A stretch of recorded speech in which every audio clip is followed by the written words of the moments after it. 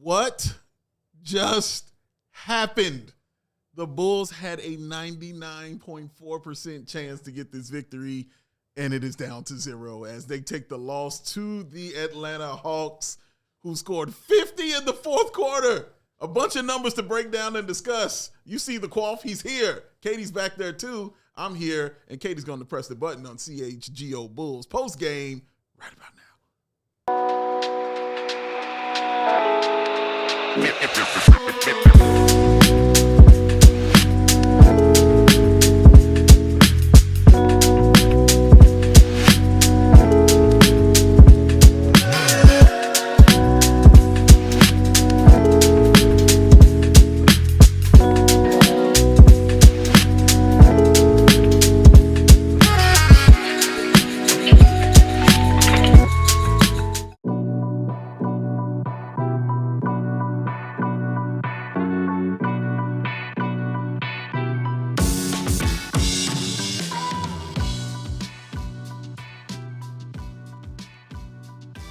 What the Hawk?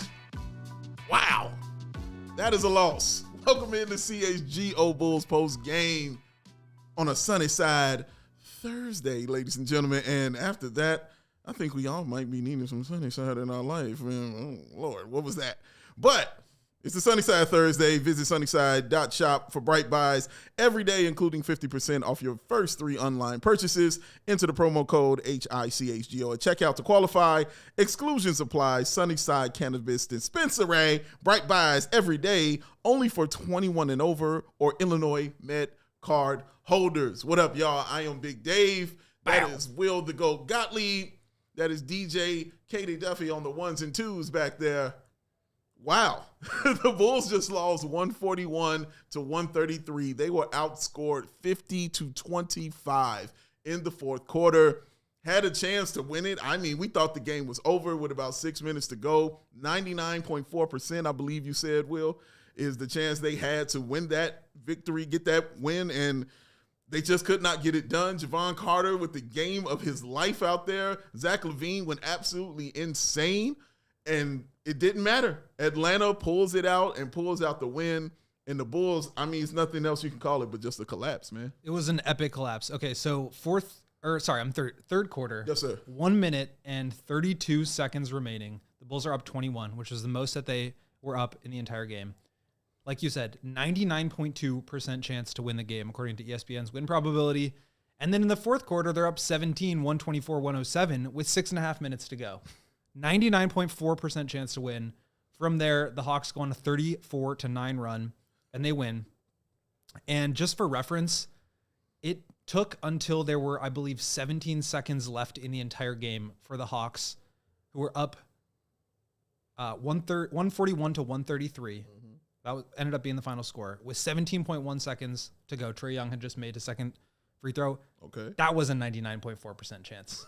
So that's how secure that is. When you were up 8 with 17 seconds to go and you've just extended the lead to a 3-possession game, essentially. That's the same win probability that the Bulls had in the third quarter. So just an epic collapse. But yeah, I mean, I felt like the Bulls they got off to a slow start. Jevon Carter comes in. We'll talk about him. But they go up, and they were just up all game. Yeah. And they were kind of within 10. The Hawks tried to come back a couple times. Bulls fended them off. Zach LaVine had an incredible third quarter. Yes, he did. The Bulls went up 21. And, yeah, I mean, that was as hot as you could get in the third quarter. They were 10 of 14 from 3. They were equally cold in the fourth. That was just kind of a wild ending to a wild game. 3 of 8 from 3 in the fourth quarter. It's not like they didn't shoot it well. I mean, they were 11 of 24.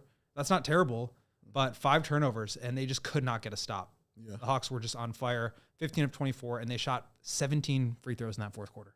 Yeah, and the Bulls shot 0. Am I correct about that? You are correct about that. Insane. And it was wild because we saw, like you mentioned, Zach LaVine and the game he had. We'll definitely get into Jevon Carter and the game he had as well. But the starting 5, I mean, kind of did their job. Sans Dalen Terry, who put up the Tony Snell. But you had Vooch getting his 19 and 8 with the 3 assists and 2 steals. You had Patrick Williams in double figures with the 3 rebounds, the 4 assists, and 3 steals out there for him. You even had Kobe White kind of come out of his slump a little bit. Out of it. 23 points, 9 assists on 8 of 13 shooting, 5 of 8 from the three-point line. So all of those numbers, and you hear that, and you combine that with what Javon Carter did with the 26 points off the bench, and then 19 in the first quarter. Insane, 6 of 6 from the three-point line in the first quarter, he was 6 of 6. So Torrey Craig chipping in 7 off the bench. You got Jalen Smith getting 8 and 6.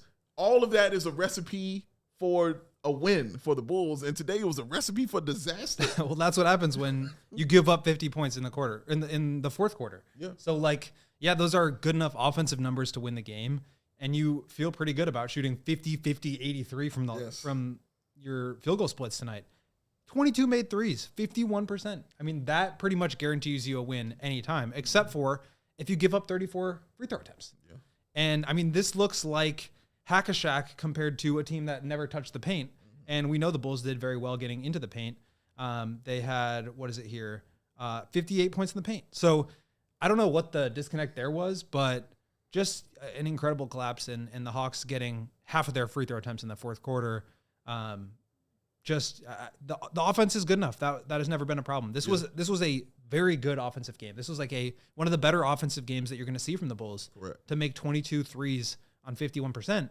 But like I said, I mean, if you're giving up 50 points in the fourth quarter, it's going to be hard to close out. I don't care how well you're playing offensively. Yeah, and even the game with Lonzo Ball being out, Modest, Ayo, who just absolutely kills Atlanta, and Josh Giddey being out for his 4th straight game, they still were a team that was constantly in transition, that was hitting their buckets, getting their shots, making the right plays, at least for the first 3.5 quarters.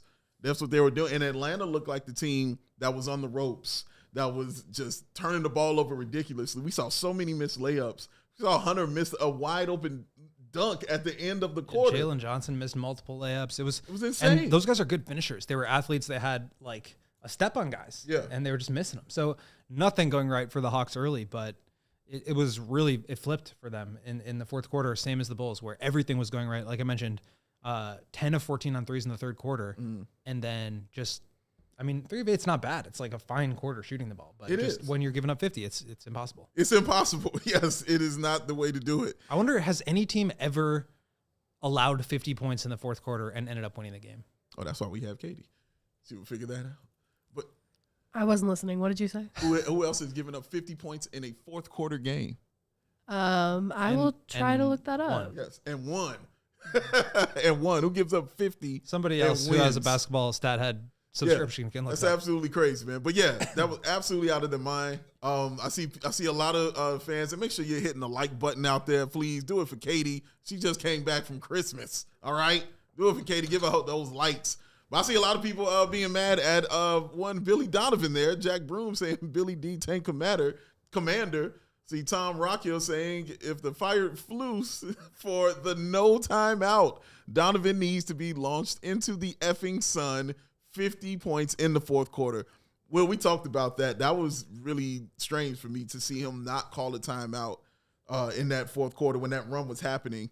I really didn't have a reason for it because Billy has a pretty big track record of always taking those timeouts. Quick ones in the first, second, third, or whenever. He will take a quick timeout, especially when the team hits a 6-0 run. This one, you could just see the momentum shift. And the timeout still was not called at all. He just continued to let them play and let them play and let them play. It wasn't the norm for him out there, man. Was it as baffling to you as it kind of was to me? It was a little bit surprising. Like, I think there's something to letting the game flow and like staying in rhythm. And they want to, like Billy has said this multiple times, when they get out in transition after a make or a miss and they can put pressure on the rim and either generate a layup, free throw, or a spray out to a 3, that's better than any play design that he can create in a timeout. So that's what he wants to prioritize. Now, 34-9 run in the final 6.5 minutes. Maybe you do call a timeout there. I'm going to look it up just because I don't recall them either. But, yeah, Bulls took a timeout with 10 minutes to go in the fourth quarter. Neither team took a timeout until the Bulls took one with 29 seconds. So just consecutive play for 9.5 minutes there, which is a lot. I mean, usually there's stoppage every couple of minutes, as you know. Sure. So yeah, I mean, I think when you are there, it's one thing to like want to prioritize flow and transition and that stuff. But I mean, you're giving up points every time down. You don't have Ayo in the game, who we mentioned was out with Achilles tendinopathy. He is really the one that can get you out in transition and to the rim in 2 seconds after a made shot. So you're not really generating those kind of looks either. You're giving up points every single time down. And yeah, I mean, I think a timeout probably could have gone well there. I'm not usually one to criticize on that stuff because I think that Billy has a much better feel for like how his team is playing. But yeah, I mean, there were some subs in there. At some point, 5:01, there was stoppage. Torrey Craig came in, or I'm sorry, Torrey Craig came out for Kobe. So I don't know. It was just such a weird game. I'm still kind of wrapping my mind around it. Yeah, I feel you, but I'm gonna disagree with you a little bit on that one.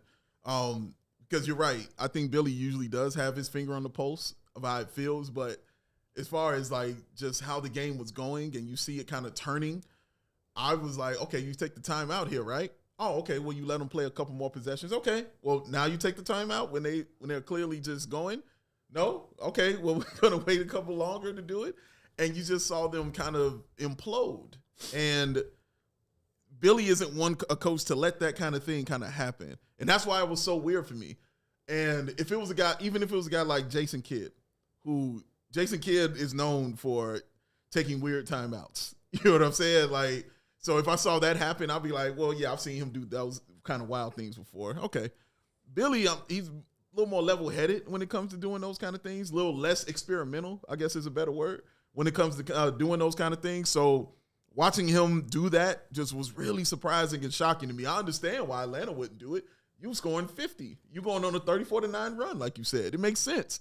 But when guys aren't hitting their shots and you watching those guys kind of implode, even when Vooch gets his technical, you know, which pretty much sealed the game when that happened. When Vooch got that technical foul. Fouled Jalen Johnson. Yeah.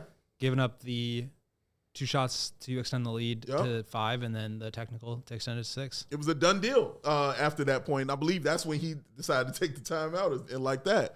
So, but the game was over, like right in and there. So the one thing I'll say is like there were so many stoppages in terms of free throws. So then you felt like those were the timeouts? Maybe they were calling the plays from the sideline, getting it to the guards when guys are lined up. But, I mean, I just don't really know what the adjustment is. It's like, stop fouling. Stop putting them to the line. Like, I just think it's your best players are playing. They're calming guys down, man. Yeah. That's it. There's an emotional, mental element to that for sure. Yeah. But, like, strategically, I mean, you got your best players in, and the game plan is, like, stop fouling and start making shots. Like, just don't blow it. Like, hold on to the rope. Hold on, guys. Hold the door. Hold the door. There's a ton of comments about, like, fire Billy and all this stuff. What is the direction of this Bulls team? Like, bigger picture questions, Zach stuff up there as well. Like, we can get into more of that, but, like, this was just, like, a uniquely epic meltdown to me. This was 99%. This is not, like, a... Yeah. And, like, we've been sitting here on these postgame shows talking about, like, how the Bulls need to chill out. They're winning too much. Yeah. So, like, it's hard to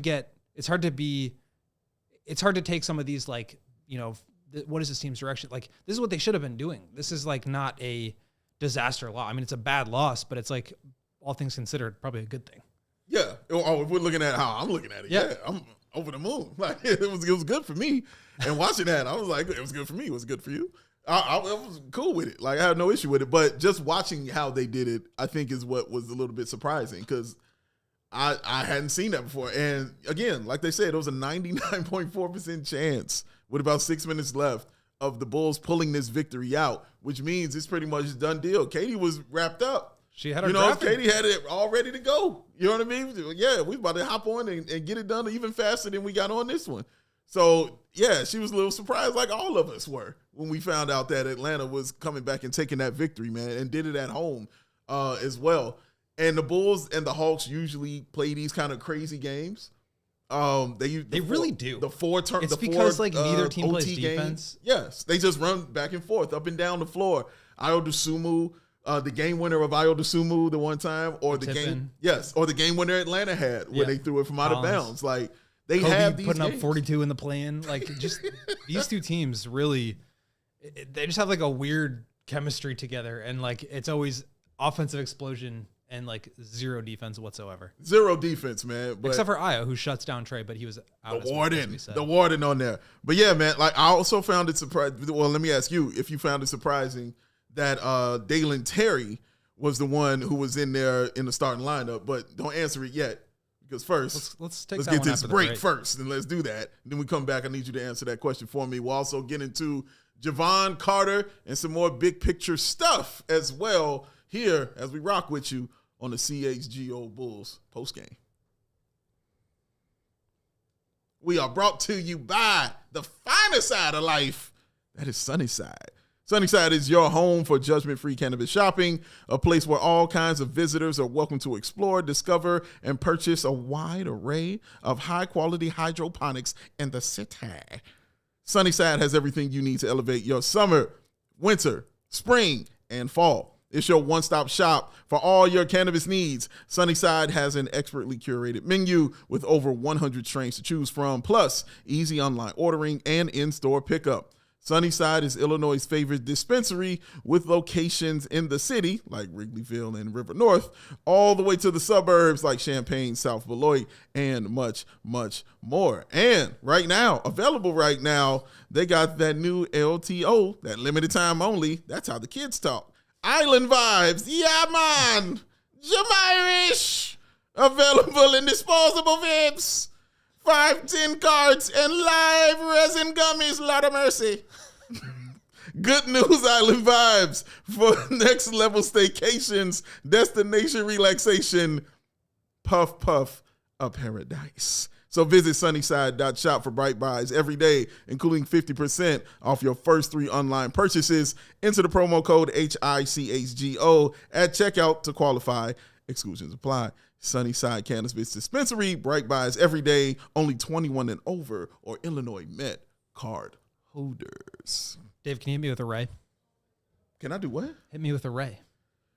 Ray! For the best way to end 2024, we got a week left here. Head to Ray Chrysler Dodge Jeep and Rams, our friends at Ray, and shop the wrap up year sales event to score some of the year's best savings on new vehicles. Before the clock strikes 2025, hurry to Ray CDJR to browse their huge inventory of new vehicles, and right now celebrate the end of 2024 with $24,000 off MSRP on select new vehicles with a dealer discount, or shop over 125 priced under $20,000. Let the amazing team at Ray CDJR help you during each step of your car shopping journey with Ray's Price Promise. The numbers you're hearing now are the same prices you can expect to shop in-store and online. That's because Ray's Price Promise means no price changing, no add-ons, and no hidden fees. They prioritize affordability to their customers.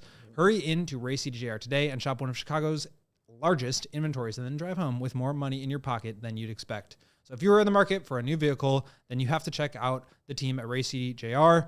They are our friends because they are the only team that we recommend. Visit Route 12 today in Fox Lake. For more information, visit Ray CDJR in Fox Lake or raycdjr.com, serving the community since 1963.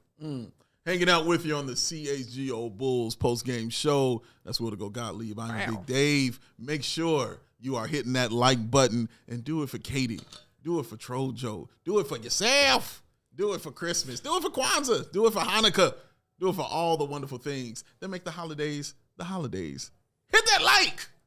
Katie gonna yell at you. I'm just telling you. Just one simple thumbs up.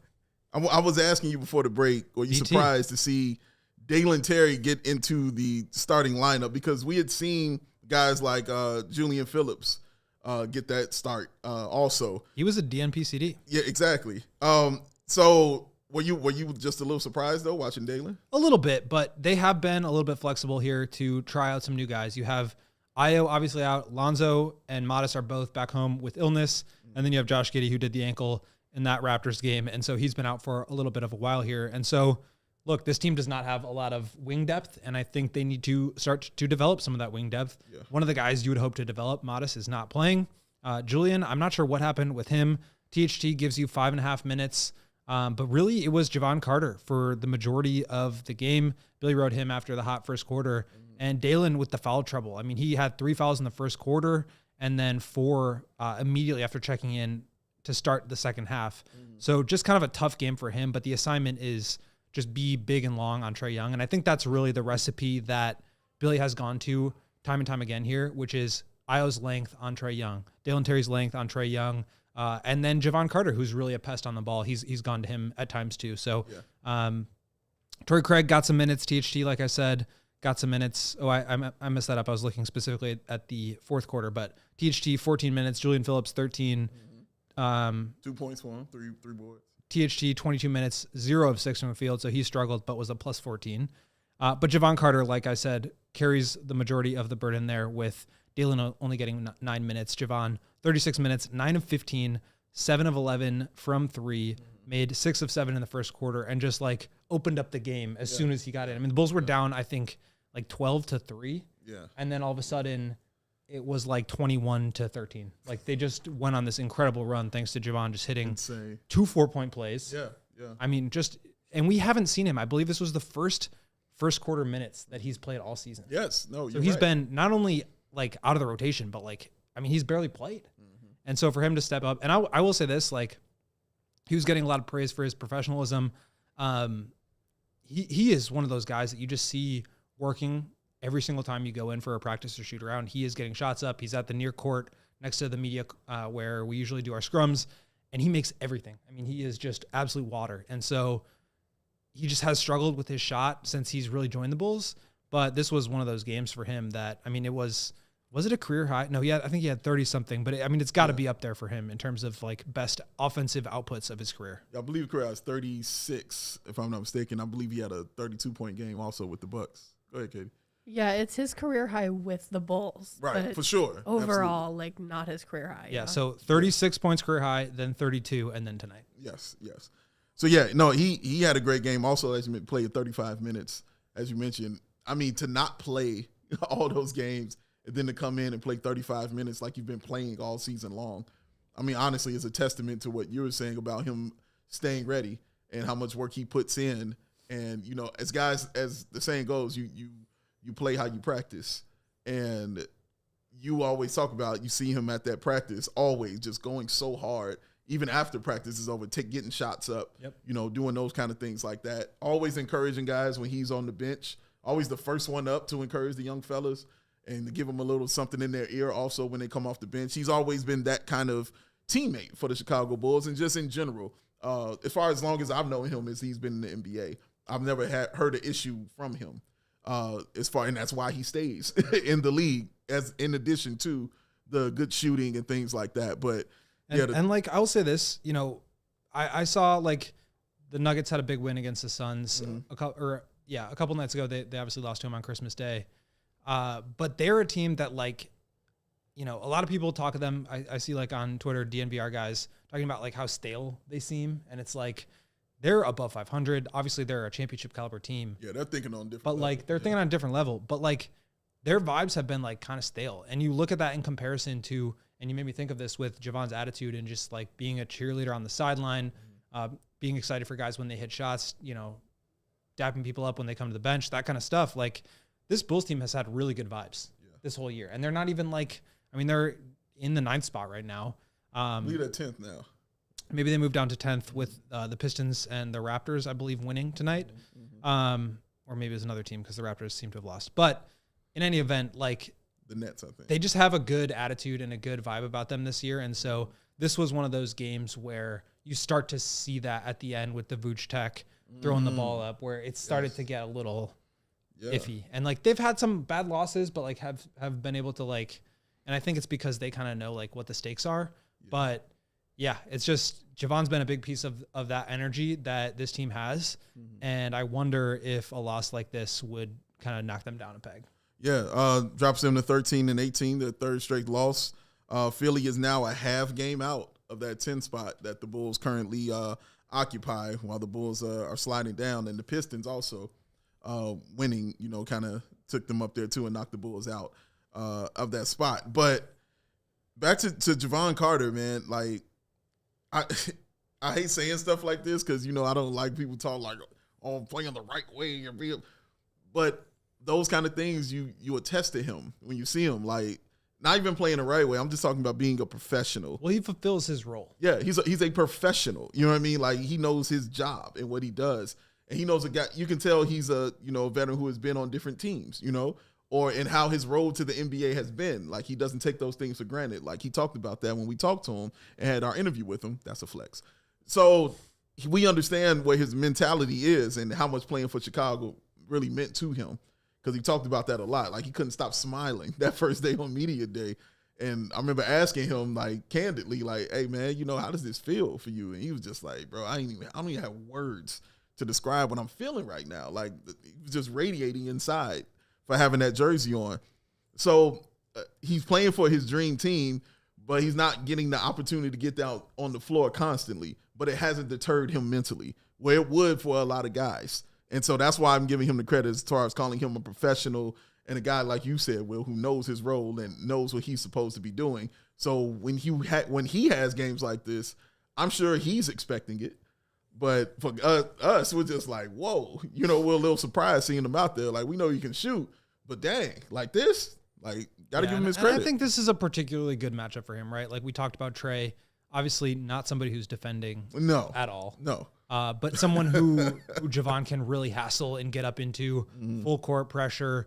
And then I think this Bulls system really suits his skill set, right? It's run, it's pull up and transition three, get downhill and spray it out. That's all stuff that he can do and do well. And so I think this fits him. And we always talk about, like, when you have limited opportunity, every shot that you take carries more weight, right? Because if you miss that could be your last shot. And now there's pressure on it. You can't play free. You can't get into a rhythm. So for him to come in and just hit those 4 in a row right away and then hit 2 more in that same first quarter, that just, like, it takes stress off of you. It allows you to play a little bit more free. And it's not like he, like, scored 50 tonight. Like, he maybe could have at the rate that he started, but 26 points from him. I think he fits what the Bulls are trying to do. They just have so many guards. And so I wonder, do you feel like this game to him can boost his trade value? Because he is not a guy that has gotten minutes. He's not been able to really show what he can do. This was a great player on the Bucks a couple of years ago when they were making deeper playoff runs, fitting alongside Giannis. Like, he's that role player,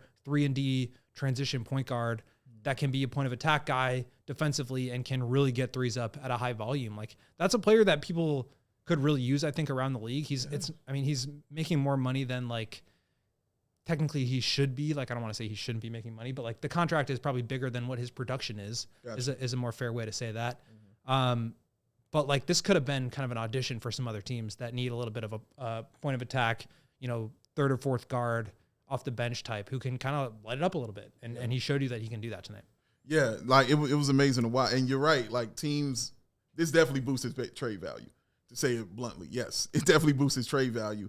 I thought the same thing about Torrey Craig when he played against the Bucks. Yes. And then, like, a day later, there was Bucks are interested in Torrey Craig. Exactly. Rumors. You know what I mean? So I think knowing teams around seeing something like this from a guy they know isn't playing for whatever reason, like you said, so many guards on the team, it's hard for him to get in there and get those opportunities. But for whatever reason, him not having the opportunity, when he gets his opportunity and he took full, complete advantage of that opportunity, that is what teams are going to look for around the league and say, you know what, you might be happy, you might be able to help us going forward to try to make a deep playoff run in some kind of way, because obviously he has no problem coming off the bench doing it. So, yeah, kudos to Javon Carter. I mean, it was a great game by him, man. Tough loss, but, yeah, he played great. He played great. We're going to take another break right here. When we come back, we will continue this conversation. We'll get into some bigger picture stuff as well. Continue to send your comments. Y'all are tripping in the comments. Y'all are hilarious, and I enjoy you. Yeah, we got to read some of these. Yes, I'm having a hard time keeping up with all of them, but we got to go pull some of these out if you can. Make sure you hit that like button. She just gave me a thumbs up, which means you all need to be giving a thumbs up as well. Hitting that like button, ladies and gentlemen, and we'll be right back after this. Oh, Empire Today! Because with Empire Today, y'all, you get that shop at home convenience, the right product for your needs, quick and professional installation, and, of course, that low price guarantee. It is it's the best place to get new flooring. So, of course, when you're that great, you're going to have copycats. But Empire can't be beaten on quality, service, speed. So competitors advertise low-quality products that Empire simply won't carry. Empire won't promise you the lowest prices because anyone who does that is putting flooring in their home they would not put in their own. Their philosophy is to help you find what you need, not overwhelm you with thousands of choices and substitutes and woozies and wazies. What they leave out of their selection is just as important as what they put in. And of course, they got their virtual floor designer. It's a great way to see how those new floors will look in any space. Clickety-clack. That's the picture snapping. Go ahead and take that pic, and instantly you will see how those new floors will look in your room.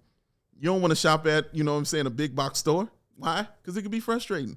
Mama Katie just wanted to go out there, while she was taking back some gifts and said, hey, I want to look at some flooring. But who did she run into? Johnny Furphy. He don't know what he's doing. He over there combing his hair. You know what I'm saying? He got his sunglasses on. He's not focused on the floors. And Mama Katie needs to know these answers about the floors. Don't go to Johnny Furphy like that for your floors. Go to Empire. That shop at home convenience. They got it for you. And they service their own warranties. So if an issue does arise, just call Empire. You don't got to track down the manufacturer's phone number because you know the number. We're going to tell it to you at the end. Schedule a free in-the-home estimate today. All listeners can receive a $350 discount when they use the promo code CHGO. Restrictions apply. See EmpireToday.com/CHGO for details. 588-2300. Go. Empire Today. Professional right there.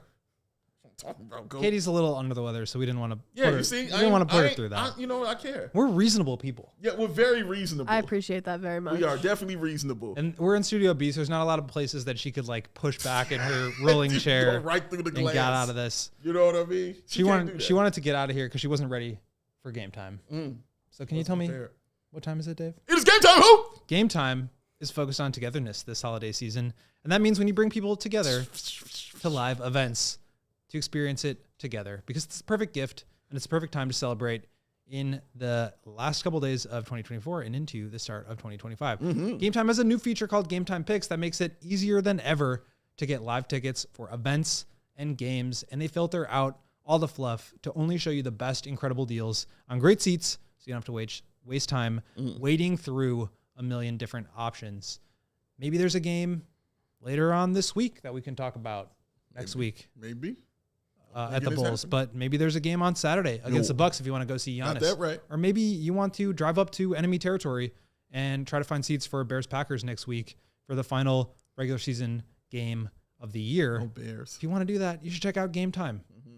Last-minute deals on tickets right up to the start of the event, and even an hour after it starts. They've got exclusive flash deals and sponsored deals on tickets for football, basketball, baseball concerts, comedy, theater, and more. There's a Kendrick Lamar concert coming to Chicago this summer. Zone deals where you can find the selection and Game Time picks a seat for big savings. They've got all-in pricing. Toggling this feature allows you to show the total upfront with no surprise fees at checkout. That sounds like Ray Chevy.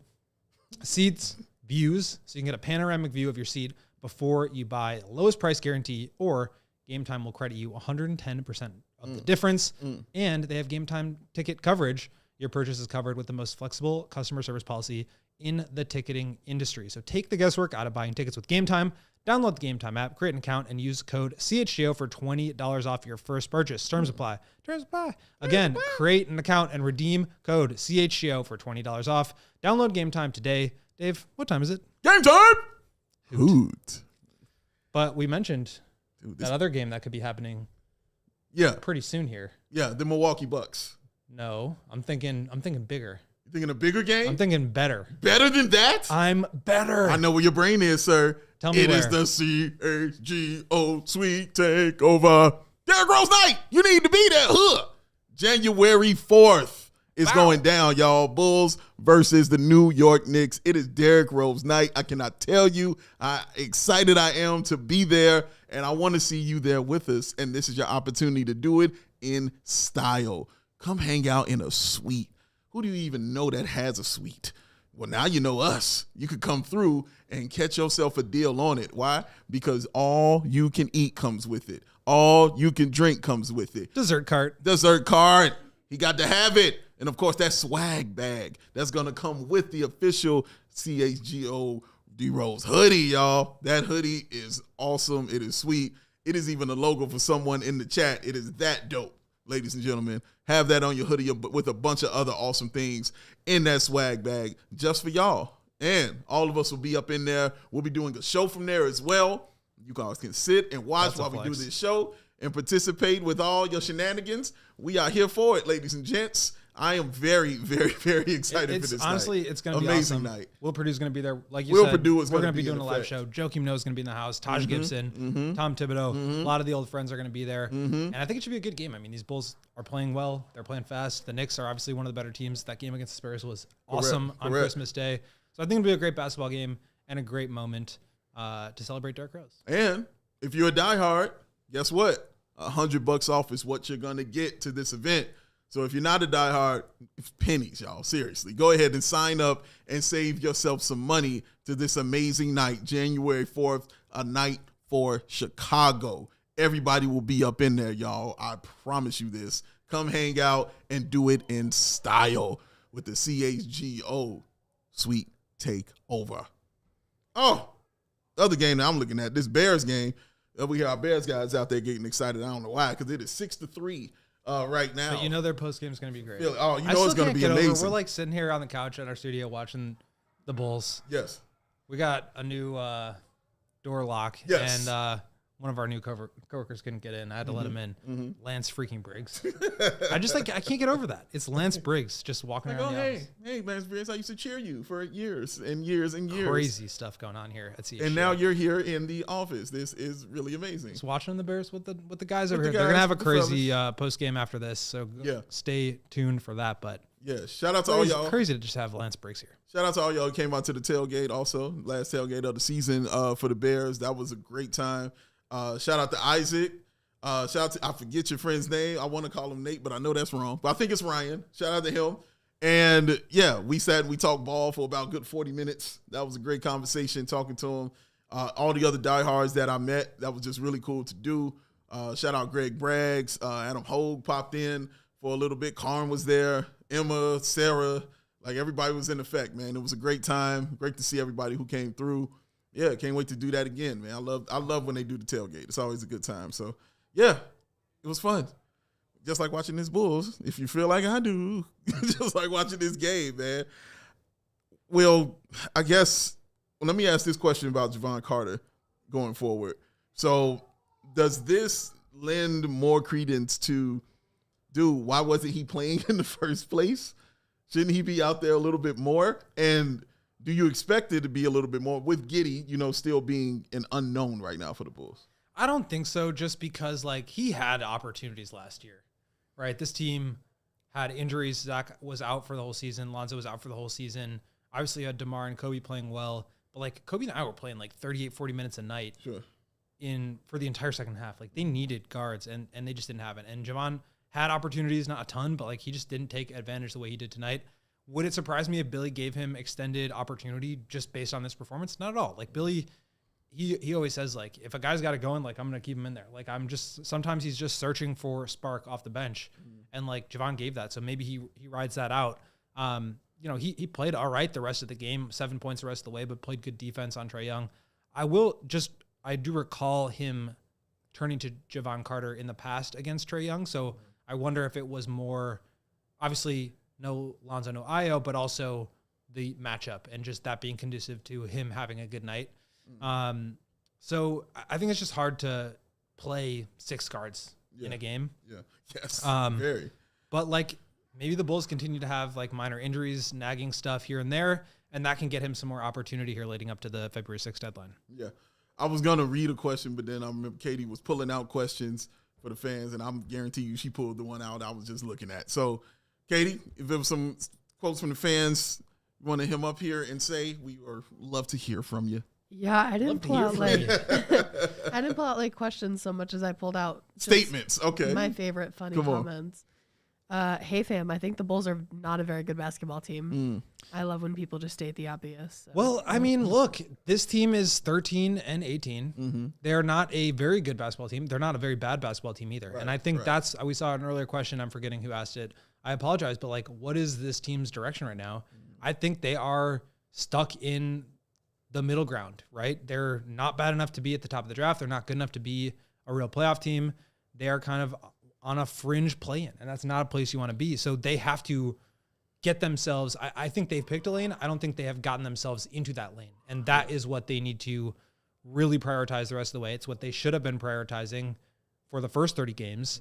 And look, I mean, I think they went into this season with the idea of, we are going to try to put our best foot forward for the first handful of games. We're going to try to make Zach and Vooch and Lonzo look really good and enticing and try to get them moved to another spot. And then we're going to try to take a move towards the bottom and get ourselves a player in this draft. And they've accomplished the boosting the trade value piece. Like, we've already heard rumors about Zach. Teams are no doubt going to be interested in Vooch the way he's playing. But whether your value and perception is better and whether there are actual suitors that are interested in trading for you, those are two different things. And I think right now there's still a disconnect there. So we'll see how that shakes out. But that part of the mission is accomplished. The byproduct of that has been they've won too many games and they need to get themselves really, I think they are out of like bottom 6 contention. Right now they are 9th as the Bears guys erupt over there. So I don't know what happened. But yeah, I mean, they are, the Sixers could still jump them, but I mean, it's going to be 8 through 10 range in the lottery. And like, that's not good enough. They screwed that part up. Yeah. Really bad. Not good at all. All right, go ahead, Katie. This one feels directly pointed at Will. It says, one person's embarrassing loss is another's long-term 4-prong plan W. Shout out to you. That is definitely sound like you, sir. Shout out to Devin, man. That's my guy, Devin. Good job. And this one's just a trigger, Dave. It says Billy Donovan disguises Jim Boylan in the fourth quarter. I don't know who that is. That is called the Bald-Headed Menace. That is the only name that I acknowledge. What is I'm forgetting the name of the laser. Gosh. Neuralizer. Neuralizer. Thank you very much. We don't have that sound drop on this computer. Katie, I brought a neuralizer in here. It's a neuralizer. It out exists? There. It exists. It's out there. And it makes Does sounds. it work? Yeah. What? I wouldn't bring it in here if it didn't. It makes sounds. I mean, it doesn't actually wipe your mind, but I don't know. Damn it. Let's find out. I haven't tried it. I don't really want to. Let's try it. Let's try it because, man. It would actually be a hilarious bit to do that. Like, watch a Bulls game, neuralize ourselves, and then try to talk about the game that we just forgot. Yeah. That would be a hilarious comedy. Yo, I've done it before where I've come in to fans and I've just said, everybody look at the camera. Just put your eyes here. Let me neuralize you. Forget this game. Let's move on to the next one. Let's move on to the next Yes, man. We should have done that Another today. one from Corn Pop here. Once again, putting Vooch Bum and no defense and P Bum back into the game. No defense. And they shit the bed. Donovan is a horrible head coach. Would you trade for any of those three now? Good game plan, Billy. Who is letting no defense? I think that would be Levine. Oh, okay. Got you. All right. Thank you. Oh, yeah, the lack of proper spelling is... I mean, look, guys, yo. like, what do you expect from this group? You're starting, like, Kobe, Zach, Vooch, and Giddey most nights. Like, they're not going to be a defensive team. No. They are leaning into the best identity that they know how. And I give Billy a ton of credit for overhauling the offense from last year to this year, going from the slowest team to the fastest, shooting the third fewest threes to the second most. I mean, it is a monumental shift in identity. They've modernized themselves. I think this is how Billy would prefer to play in general. But it speaks to, look, you've got a talent like DeMar DeRozan who creates efficient offense either at the free throw line, in the mid-range, or drawing help and spraying it out. Like, you need to lean into that. And it came at a cost, right? Like, you marginalize Vooch a little bit. Zach obviously gets hurt, and you have Alonzo.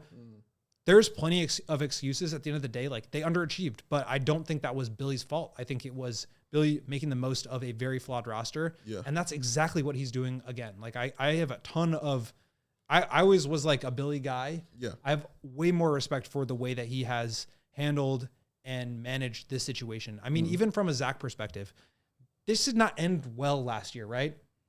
There was the 51 point, 0 assist game. Yes. There was the trade thing that like nobody admits with it was a trade request, but was really a trade request. Yes. There was the surgery. There was coming back from injury. There was being out for the year.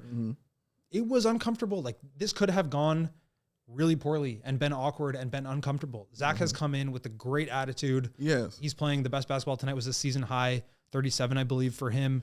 The guy who's in command of the ship should get some credit for that. And that's Billy Donovan. So I get it. It was a bad loss. And like, people can be frustrated about that. This team is overachieving right now. Like, you have to give the coach credit for that. And if you're talking about a team that was built to be a bad defensive team, yeah, they're going to be a bad defensive team, but he has found ways to circumvent that and be better than they should be. And, that's not a great thing for the organization long term. That's not Billy's care. No, it's not. He's trying to win every game in front of him because that's what you do as a player or a coach. So I have no problem with the way that they've approached this. It's more from the front office's perspective and from ownership to, be thinking not as big picture here. And but those are separate things. And so I don't understand the criticism for Billy this year. He's not a perfect coach. He's not the greatest coach of all time. He's not the best coach in the league, but he's a very good coach. And I think he's shown you with his versatility and flexibility and adaptability that he is really capable of putting together a good team no matter what your roster is. Yeah. And when you compare that to a guy like Tom Thibodeau, who's coming on January 4th, he has gotten it out of his team one way every time. And he has been incredible. But Billy's flexibility and, to be able to change identities like that, that is a very compelling, I think, argument for Billy's viability as a head coach. He's been fantastic. He's been good. I can't give him fantastic. I'll definitely say he's been good for sure. I'm not going to argue any of that, Will. And I will give him credit for being able to make a meal stretch. You know what I mean? Like running out of certain ingredients, but putting in some water, you know what I'm saying? Adding some other stuff and making a meal out of it. I think the most impressive thing I saw him do was last year when you were like, hey, man, last year when Drummond was the offense because basically he had to get rebounds. Do you know what I mean? That was part of your offense was him getting rebounds and having to find a way to score from there. So it was like DeMar DeRozan and getting rebounds from Andre Drummond. Making an offense based around that, you're not a dummy. All right? You're really, really good and you're really, really skilled and talented at what you do.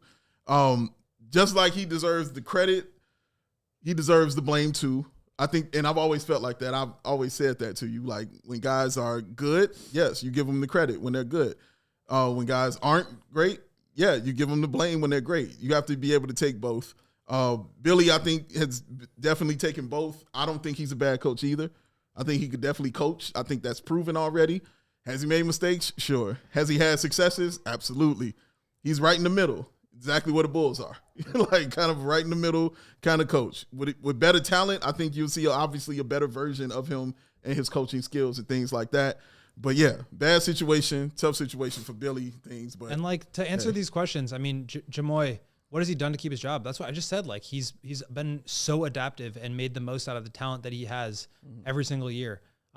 Chicago Bulls Nation saying that he's a terrible defensive philosophy. They were top 5 in defense 3 years ago. So he has done it in different ways. And I don't think he gets enough credit because there's been some bad losses and they've underachieved. And he should take some of that blame too. But I think far and away, he's been overwhelmingly good, if not very, very solid. So I have no problems with Billy. And this is not a team that's competing at the highest level. So, all right. Well, we're going to take a break. We'll be right back after this with some more Bulls talk, reading some more of your comments. Make sure you're hitting the like button. Give Katie the thumbs up. I'm trying to keep her from coming to your home. Save yourself. Just press the like button, and she won't show up. Be back after this. Beer. We need it. Sometimes you got to have it. He picks it up. He shows it. That thing right there. You got to have it, man, because that's how you embrace chill. You see what he just did? He embraced chill, ladies and gentlemen. Because between work, social media, and the choices life throws our way, it's no wonder we're more worked up. Coors Light celebrates rising above and choosing a chill mindset. Why not turn that Randall barbecue into the Will to Go Gottlieb and the Will Purdue 85th annual Christmas karaoke party held in the North Pole? Or, after a tough loss, settle scores with an ice cold peace offering. Make the choice to choose chill, then reach for a frosty cold Coors Light. It's that mountain cold refreshment, because when the mountains turn blue, oh yes, you know what to do. Cold lager, cold filter, cold package for a smooth finish. So when you embrace a chill mindset, choose chill. Crack open a Coors Light. It's that mountain cold refreshment that is crisp and refreshing. Oh, stumble. Crisp and refreshing as the Colorado Rockies. Make the most out of those times to choose chill. Choose Coors Light. Get delivered straight to your door via Instacart by going to CoorsLight.com/CHGO Basketball. It's CoorsLight.com/CHGO Basketball. Celebrate responsibly. Coors Brewing Company, Golden, Colorado. You're giving There was serious, a lot of on that one. It's Hanukkah season. You're getting into your Jack Black vibes when you're getting that. I think that's so funny. Yeah, the fire. Yes. Before we go off the rails here, can you help me tell the people about our friends at ComEd? That's the only thing that'll ever bring me back. Because talking about ComEd. I don't know if you knew this, but ComEd can help businesses save money by becoming more energy efficient. What? Wow. Wow. I did not know that. Yeah. Energy efficiency program can help find up to 35% in energy savings. Wow. So what's the business have to do? Go. It's very simple, Big Dave. All you got to do is sign up for a free facility assessment, and you'll know what they say about free. What's that? Free tastes better. That's what I told him. Free facility assessment at ComEd.com/biz. That's it? Is that simple? So why ain't what business is doing something like this now? I'm guessing, I don't know, Katie, if you can correct me if I'm wrong, but I feel like they just forgot the website. What? Yeah. How you forget that website? I mean, it's ComEd.com/biz. It's ComEd.com/biz. ComEd.com. All right. We get it. It's ComEd.com/biz. That should do it. Terms and conditions apply. Offers are subject to change. Actual savings will vary by customers' energy usage and rate. ComEd Energy Efficiency Program is funded and complies with state law. State law. State law. Yeah. Put the stank on the law. I know Katie loves when I talk like this. Yeah. The law. I do not. Yeah. Oh, man. All right. So going a little, I guess, looking ahead for the Chicago Bulls, being involved in these trade rumors, which for me is very exciting and fun to actually hear the Bulls actually at the dance. You know what I mean? And actually teams actually wanting stuff off of the Chicago Bulls teams. We've seen rumors about Vooch with Golden State being a team that he's been linked to as far as who wants him. We've seen him obviously about Zach LaVine being in Denver and places like that. Is there anyone else, Will, that you feel will be hearing rumors about on this team as far as them being traded to a new destination? I mean, I think everybody should be on the table. I don't know if like Kobe or Ayo actually get moved. Like we haven't talked too much about Kobe. He's been really challenged and really underperforming this year. Played great today. He had a really good game. He did snap out of it today, but I wonder how much that affects his trade value. Ayo got off to a slow start. His numbers don't look great, but he's obviously playing, I think, much better than that in general. So I think those two could probably net you the most. I would imagine that a guy like Javon or Torrey Craig are maybe attached to a Zach or a Vooch in a deal to either help adjust for salary, adjust for roster spots, or just give the other team a guy that could be a contributor in a depth role. So I could see those guys getting moved in a package. I could also see like if Bulls can't figure anything out, maybe just offload Torrey Craig for a second round pick, something like that. Yeah. But like I said, I mean, I think everybody should be on the table. Sure. And I did want to just like close the loop on the Billy conversation. Sure. Because Drew Stevens, our guy from the Bigs, took a good video. He asked Billy before the last game against the Bucks at home if he has any desire to be in the front office, which I saw somebody ask about in the comments. We were just having that discussion. Katie, I just threw you a video from Drew in our Slack. I don't know if you could pull that up and show it, but just kind of interesting to see Drew ask so bluntly what Billy kind of was interested in. Why we love Drew. We can talk about it more, but my instinct, and this has been my sense all along, like, I don't know if it's like a good or bad thing for Billy to move into a front office role. This guy just loves being around basketball every day. You can tell. So, and I think that's really the takeaway from the way that he talked about it. Okay. Katie, we had a video. Oh, she's getting it together. But the Bears just lost 6-3. Also, just want to point that out. No touchdowns. No touchdowns. No points first quarter. Yeah. Block of all locks. That's bad. It looks like Caleb finally threw an interception. So unfortunate. I know everybody's like, why does he throw an interception? I'm just ready for Shouldn't next that be season good? with the Bears. Throw an interception and get it out there. No, it's not good to throw interceptions, guys. But looks like he threw one at an inopportune time. And 6-3. And Green Bay's next. And we'll be put out of our misery. But make sure you tune in to the post-game show of the Bears. The CHGO Bears are all with you, man. Hogue is here. Carm is here. Braggs is here. And as he mentioned, the aforementioned Lance Briggs is in the house. And we mentioned the Bigs. Her Power's here as well. Yes. Her's up in the building, sir. So, yes. We can try this video. Let's try it. If it doesn't work, that's okay. I can read the I quote, have too. not vetted it, but we can try it. All right. Unvetted video. right now on CHGO Bulls post game. Billy Donovan. This is from Drew Stevens of the Bigs. Yeah, shout out Drew Stevens. No, not right now. No, I don't know enough about that. I really don't. Like my whole life has just been around the coaching aspect of it. You know, I really don't know enough of that stuff. Not something I wouldn't mind learning about, but I'm probably not equipped to do that. It'd probably be more if it was like a team building situation or evaluating maybe talent or trying to help put together a team, probably. But when it comes to salary cap and all that stuff, it would probably have to be a specific role for me to, I think, to even be effective or helpful.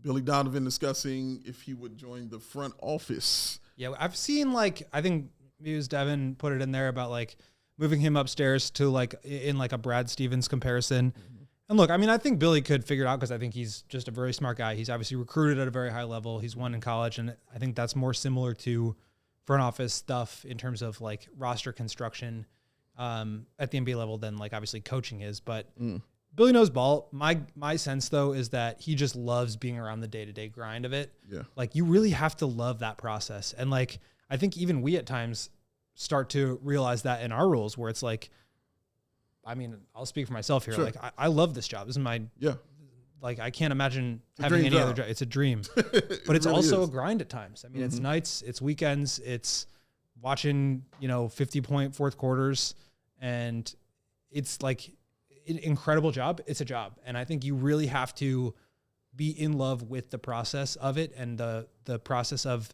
the day-to-day. Otherwise, you completely lose your joy for it.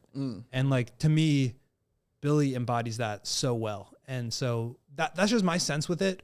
But obviously, like, I mean, I don't really know him like that. I think it was probably the first time he's really thought about it. You could tell the way Drew asked, but I just thought it was an interesting perspective because we were talking about it and somebody asked in the comments. It's definitely an interesting perspective to hear him say that because you're right. He's a dude that loves ball. Like, I think that's what we know him for and know about him is anytime you get around him, if you ever have an opportunity to get around him and speak to him, just mention basketball. Like, and he will talk your ear off about basketball and you'll walk away a smarter person because of it. So, yeah, Billy gets all the love in the world from us. Like, I give him that for sure. I just know that I got to call it when you're wrong, you're wrong. And when I feel like you've done something incorrect, I'm going to call it that. Like, it's really that simple. For sure. And I don't know. I don't hold anyone differently. You know what I mean? Like, no, you do wrong. I'm going to tell you did wrong. And here's why I feel you did wrong on this. But I'm not one-sided either way. So I think that's what you kind of speak to on fans who you feel like one-sided and you explain to them, no, they're really good at this and that. And they're like, he sucks. You chew gum all day. I just feel like I see like, oh, he's not like making, in-game adjustments. It's like the Bulls are not in like the second round of the playoffs right now. This is like a step back tank season. Like, it's okay. It's okay. It's all right, guys. It's going to be okay. Okay. It's going to be all right. All right, going forward, man, you got the Milwaukee Bucks coming up, the rematch for the Bulls. Giannis wasn't in the game. Dame wasn't in the game. A.J. Johnson, I don't believe, played that game. And they still destroyed the Chicago Bulls at home, who I believe are 4-11 at home. They really struggled at the UC. Will, do you feel this will be a different team when they play the Milwaukee Bucks? Because the Bulls are really interesting when they play them. Sometimes they look like world beaters against the Milwaukee Bucks. And this is going back to the DeMar DeRozan days. Like, sometimes it looks like, and then other times it just looks like, oh, you really don't belong on the same floor with these guys. So what do you think it would be in this game on Saturday? Yeah, I think that last game was just so weird because, like, the Bulls go into it knowing their two best players are not playing. And then you come out and you shoot 10 of 42 on threes. And it's like, it's hard to compete when that's such a big, slice of the pie of your offense. And you're not a free throw team. You're not an offensive rebounding team. Like, the margins are just so small. And so I think that's a challenge. You saw what they can look like tonight when they are hitting and they make, attempt 50-something threes, make 22, shoot over 50% on them. Like, I really do think that, like, maybe this is like an off day, hour-long conversation about, like, the state of the NBA and this whole discourse about, like, too many threes and is the game ruined and all this stuff. Mm-hmm. Like, the Bulls are doing what they need to do in order to stay competitive. And, like, we can criticize that approach or that concept, but, like, the fact that they have figured out what they need to do to be successful, leaned into it, like that has gotten them to the point where they're 13-18 and we're talking about them being too good for their own good, right? That also, the other side of that coin is you're going to have stinker shooting nights and it's going to take you out of games that you should probably win. Yeah. And that's okay too. And so that's okay too. I don't know what to expect from this team on any given night other than that they're going to play hard, they're going to play fast, and they're going to take a lot of threes. Whether they make them, I don't know. But I'll say this, like Billy talked about it after last game, you know, people were asking him about like, well, you're 10 of 40 something on threes. Like, you want to change it up? Like, you want to try to figure something else out? And he's like, well, look, like they've got Brook Lopez down there. I don't think the solution is going at him or like posting him up. Like that's not a winning proposition either. And so the Bulls know what their identity is. They're sticking to it. They're taking a lot of threes. That comes with some high highs. It can also come with some low lows. And I think that is just the nature of it. Yeah. And that's what it's going to be. Yeah, the Bucks. I think Giannis will play. I think he'll take it personally, and I think he'll attack the Bulls as he likes to do. I don't know if Dame will be in there or not, but they take stuff personally when they play the Chicago Bulls. You can really see it. And we saw it last time when the Bulls were up in Milwaukee, and I remember walking to the locker room after that game. Flex. And Zach was like, Vooch, do you know that they had 20 free throws in the second half and we had 0? Like, I think there is like, I mean, it's not a rivalry because you're talking about like a team that's won a championship the last 5 years and a team that hasn't won anything in the last however long. Sure. But like they play each other hard. They had the playoff series not too long ago. They had the Grayson Allen incidents, plural. And so, you know, there's like tension there. And I think the Bulls enjoy going up against that challenge, but they also are not well equipped to defend Giannis now. And like even the last couple of years when they had Caruso's one of the best defensive players in the league. You don't want to throw him at Giannis. So they just have always had a hard time with him because he's so physical and big. Patrick will have his hands full there.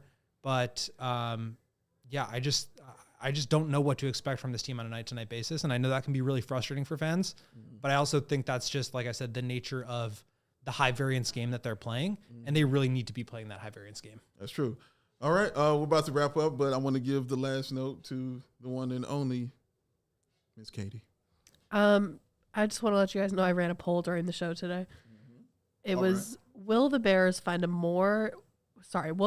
way to be even more embarrassing than the Bulls tonight? 70% of people said yes. Wow. I mean, I know they didn't score a touchdown, 50 but points in the fourth quarter. That's what I'm saying. The Bears scored 3. I know they didn't score a touchdown, but at least they didn't give up a lead. I don't know. I could see it. 6 of one, half dozen of the other. I get it. I mean, it was a bad game. I'm just looking at the numbers, and I'm like, this is a bad game. Ooh, this was bad. 3. They scored 3, and they scored those 3 in the second quarter. So no points in the second half for the Chicago Bears. Bears, no points. Woo. Tune in, as I told you, CHGO Bears. They're discussing it right now. You don't want to miss that, y'all. Go ahead and tune in and see that. Thank y'all for joining us and enjoying us, man. We really appreciate y'all. Whether you like us, whether you love us, or whether you don't, thank you for tuning in. Make sure you hit that like button. Do it for Katie. Do it for Goat, who has a perfect thumb. Matt Peck will be back with us on Saturday, ladies and gentlemen. The rants will be back in effect. I promise you that. Thank y'all for doing this. Hope you enjoyed your holidays. Happy Kwanzaa, Happy Hanukkah, Merry Christmas, all the beautiful things as we step towards the new year. DJ Katie Duffy, Will the Go Gottlieb. I am Big Dave. Wow. Peace, love, we out. We all silly like the mayor.